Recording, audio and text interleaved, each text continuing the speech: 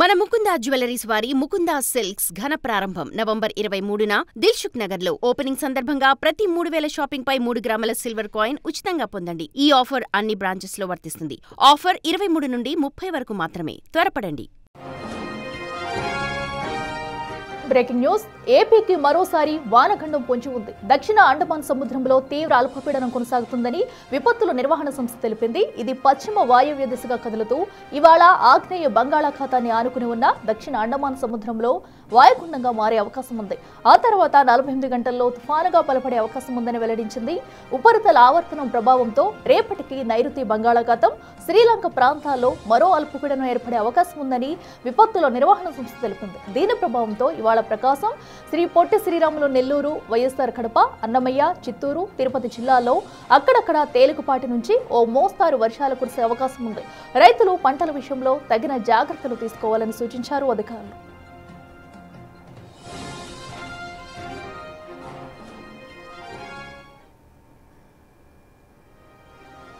మరింత సమాచారం మా ప్రతినిధి రాజు లైవ్ లో అందిస్తారు. రాజు, చెప్పండి. మరో అల్పపీడనం అయితే ఏపీని మొత్తంగా కూడా భయపెడుతుందని చెప్పాలి. అయితే వర్ష ప్రభావాలు కూడా ఈ రోజు అయితే పలు ప్రాంతాల్లో ఒక మోస్తారుగా కురిసే అవకాశం ఉందని చెబుతుంది. సో రానున్న రోజుల్లో ఎలా ఉండబోతుంది దీని ప్రభావం? అప్డేట్స్ ఏంటి?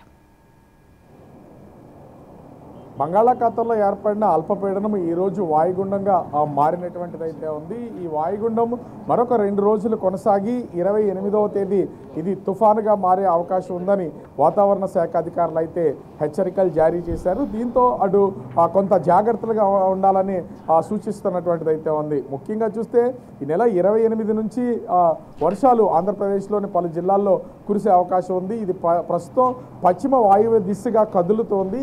ఎక్కడ తీరం దాటుతుంది అనేది ఇప్పటివరకు అంచనా లేనటువంటి పరిస్థితి అయితే ఉంది. ముఖ్యంగా చూస్తే 28వ తేదీ నుంచి 30వ తేదీలోపు ఇది తీరం దాటే అవకాశం అయితే ఉంది. ఇది అయితే భారత వాతావరణ శాఖ అధికారులు సూచిస్తున్న దాని ప్రకారం చూస్తే ఇది సముద్రంలోనే తీరం దాటే అవకాశం ఉంది. దీని దిశనైతే మార్చుకుంటుంది.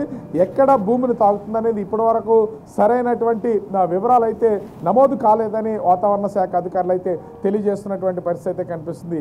ముఖ్యంగా దక్షిణ అండమాన్ పరిసర ప్రాంతాల్లో కొనసాగుతున్నటువంటి ఈ వాయుగుండం 28వ తేదీన తుఫానుగా మారే అవకాశం ఉందనే అంచనాలు అయితే ఉన్నాయి. ఒకవేళ తుఫానుగా రూపాంతరం చెందితే మాత్రం సెన్యార్ అని దీనికి నామకరణం చేయడానికి ఇప్పటికే భారత వాతావరణ కేంద్రం ఒక నిర్ణయం అయితే తీసుకున్నటువంటిది అయితే ఉంది. ముఖ్యంగా చూస్తే 28వ తేదీ నుంచి డిసెంబర్ 1వ తేదీ వరకు ఆంధ్రప్రదేశ్లో ఉన్నటువంటి ప్రకాశం, శ్రీ పొట్టి శ్రీరాములు, నెల్లూరు జిల్లా, వైఎస్ఆర్ కడప జిల్లా, అన్నమయ్య, చిత్తూరు, తిరుపతి జిల్లాలకు సంబంధించి మోస్తరు నుంచి భారీ వర్షాలు కురిసే అవకాశం ఉందని వాతావరణ శాఖ అధికారులు అయితే తెలియజేస్తున్నటువంటిది అయితే ఉంది. ఇప్పటికే అటు వ్యవసాయ సాగుకు సంబంధించి ముఖ్యంగా ప్యాడీ హార్వెస్టింగ్ జరుగుతున్నటువంటి నేపథ్యంలో కొన్ని జాగ్రత్తలు తీసుకోవాలని వాతావరణ శాఖ అధికారులు అయితే సూచనలు చేస్తున్నారు. ముఖ్యంగా చూస్తే అటు ఇప్పటికే అనేక చోట్ల పంటలు కోతలు కోయడం, పనుల మీద ఉండడం, కొన్ని చోట్ల ధాన్యాన్ని ఉంచిన ధాన్యం రోడ్ల మీద ఆరబోస్తున్నటువంటి నేపథ్యం అయితే ఉంది.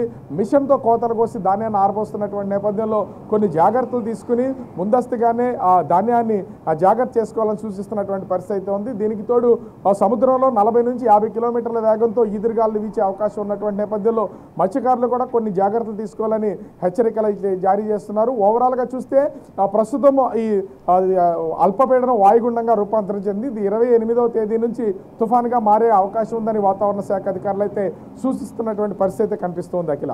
Right Raju, thank you. So బంగాళాఖాతంలో ఏర్పడిన అల్పపీడనం కారణంగా ఏపీ వ్యాప్తంగా కూడా మరోసారి అయితే వర్ష ప్రభావం పొంచి ఉందని అధికారులు అయితే చెప్తున్నారు. దీనికి సంబంధించి ఇప్పటికట్టు రైతులు కానివ్వండి, మత్స్యకారులు కానివ్వండి, అందరూ జాగ్రత్తగా ఉండాలని, మత్స్యకారులు వేటకు వెళ్లొద్దంట కూడా సూచిస్తున్నారు. సో ఇప్పటికే మోంతా తుఫాన్ ఎఫెక్ట్ నుంచి ఇప్పుడిప్పుడే బయటపడుతున్న నేపథ్యంలో మరోసారి అయితే భారీ వర్షం అయితే ఏపీ వ్యాప్తంగా కూడా అలర్ట్ అయితే జారీ చేస్తున్నారు అధికారులు. దీన్ని బట్టి జాగ్రత్తలు తీసుకోవాలంటూ సూచిస్తున్నారు.